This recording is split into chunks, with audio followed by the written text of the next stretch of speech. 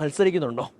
മത്സരിക്കുന്നുണ്ടോ എന്ന് ചോദിച്ചാൽ മത്സരിക്കാൻ എനിക്ക് താല്പര്യമില്ല. കാര്യം അത്രയും വലിയ അമ്മ പോലെ ഒരു സംഘടനയുടെ നേതൃത്വത്തിലേക്ക് വരാനുള്ളൊരു ധൈര്യം എനിക്കില്ല. കാര്യം എൻ്റെ സ്വഭാവത്തിലുള്ള ഒരുപാട് പ്രശ്നങ്ങൾ എനിക്കറിയാം.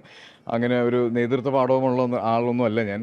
പക്ഷേ എങ്കിൽ പോലും അമ്മ എന്ന് പറഞ്ഞൊരു അസോസിയേഷൻ്റെ ആവശ്യം എന്താണെന്നും പ്രത്യേകിച്ച് അമ്മയുടെ മെമ്പേഴ്സിന് വേണ്ടിയിട്ട് അമ്മ ചെയ്യുന്നത് എന്താണെന്നും ഒക്കെ ഈ കഴിഞ്ഞ 10-14 വർഷമായിട്ട് കൂടെ നിന്ന് ഞാൻ കണ്ടുകൊണ്ടിരിക്കുകയാണ്. അപ്പോൾ ആ സംഘടന ഒരിക്കലും തളരാനോ തകരാനോ പാടില്ലാത്തതാണ്. അപ്പോൾ അതിൻ്റെ നേതൃത്വത്തിലേക്ക് വളരെ ശക്തമായിട്ട് അതിൻ്റെ ഭരണത്തിലേക്ക് വരാൻ പറ്റിയ ആളുകൾ വരണമെന്നും. കമ്മിറ്റി റിപ്പോർട്ടിൻ്റെ പ്രശ്നങ്ങളൊക്കെ നമുക്കറിയാം. അപ്പോൾ അതിനകത്തൊരു ആരോപണ വിധേയരാകരുത് എന്നുള്ള ഭൂരിഭാഗം ആൾക്കാരുടെ അഭിപ്രായമുണ്ട്. ആ അഭിപ്രായം തന്നെയാണോ? തീർച്ചയായിട്ടും എല്ലാവരും പ്രതീക്ഷിക്കുന്നത് പോലെ എല്ലാവരും ആഗ്രഹിക്കുന്ന പോലെ തന്നെ ഉള്ള ഒരു നേതൃത്വം ആ സംഘടനയ്ക്ക് വരണം തന്നെയാണ്. അപ്പം അതിന് പേരെടുത്ത് പറയാനോ അല്ലെങ്കിൽ ആരെ നോമിനേറ്റ് ചെയ്യണോ എന്നൊന്നും ചോദിച്ചാൽ എനിക്കറിയില്ല.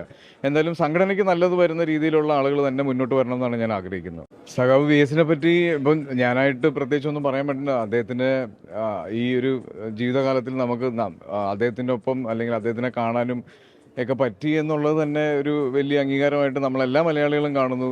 102 വയസ്സ് വരെ അദ്ദേഹം ഇവിടെ ജീവിച്ചതും നമുക്കൊരു മാതൃകയായി നിന്നതും ഒരു യഥാർത്ഥ കമ്മ്യൂണിസ്റ്റ് എങ്ങനെയായിരിക്കണം എന്നുള്ളതിന് മാതൃകയായി നിന്നതും ഒക്കെ കൊണ്ടാണ് ഇന്ന് കേരളം മുഴുവൻ അദ്ദേഹത്തിന് യാത്ര അയക്കാൻ ഈ മഴയത്തും നമ്മൾ കണ്ടു. തിരുവനന്തപുരം മുതൽ ആലപ്പുഴ വരെ എത്തിയ അദ്ദേഹത്തിനൊപ്പം ഉണ്ടായിരുന്ന കൂടെ നിന്ന ജനാവലിയെല്ലാം. അപ്പം അത് ശരിക്കും ഒരു ഓണറായിട്ട് തന്നെ എനിക്കും ഫീൽ ചെയ്തു.